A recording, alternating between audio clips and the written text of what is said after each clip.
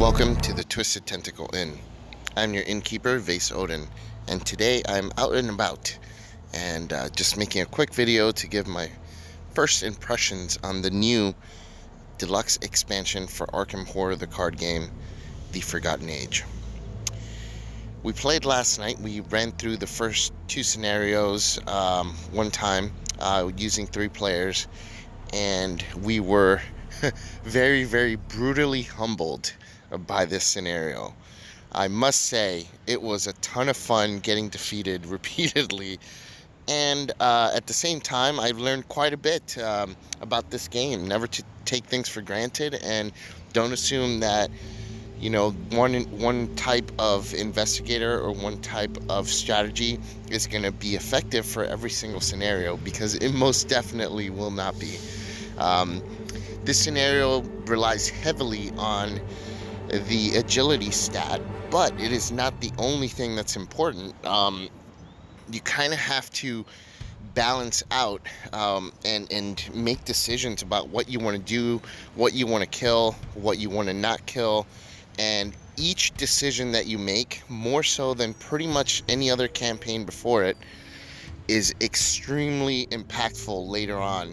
So every single thing that you do, from the supplies that you choose to go in with on your expedition, all the way through how you deal with every single enemy that you encounter and every single situation that you encounter, things can come back and bite you really, really hard if you don't think ahead. And even if you do think ahead, it's just very hard on a first playthrough to actually determine how something's going to affect you later.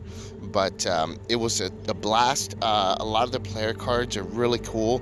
Some are very interesting. Survival Knife really stands out for me.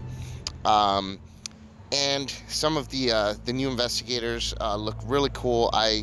We didn't really play any of the new investigators in our first run through, just because we wanted to try some of the veterans on the expedition, and it seemed to it definitely seemed to take these fish out of water characters and just toyed around with them like nothing. So hopefully the new investigators are a little bit better, or hopefully tweaking some of those existing ones, the cards in their decks, will help make this one a little bit easier. The explore mechanic in the game, it reminds me a lot of the last scenario in the Dunwich cycle, where the location cards, a lot of them are part of a separate kind of encounter set. So you can pull an encounter, or you can pull a location, and it's very random. So that also kind of plays into a lot of luck. So you do need a little bit of luck to succeed here. There's a lot of things that kind of linger on, like the poison mechanic can really, really hurt you later on.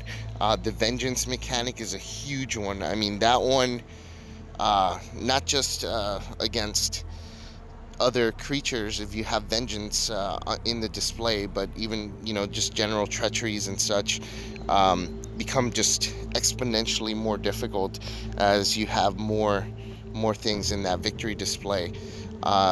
Just a very, very difficult scenario or first run through.